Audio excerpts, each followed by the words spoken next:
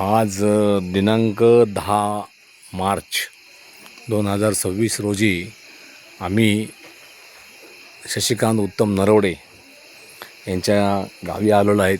मागील वर्षी पण आलो होतो. बघा त्यांचं आता एक घर इतक्या प्रकारे चांगलं झालेलं आहे आणि त्यांना जमीन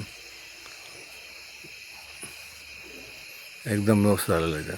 दादा, कसं वाटलं तुम्हाला इकडे? कसं वाटतं तुम्हाला?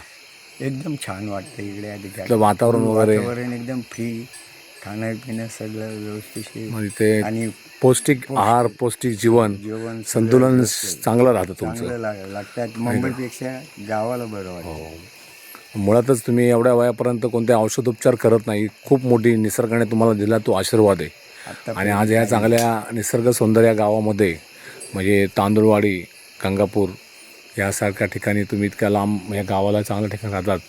आणि ते बघा, यांनी त्या बाजूला नारळाचं झाड पण लावलेलं आहे. नारळसुद्धा दिसतात त्याच्यामध्ये.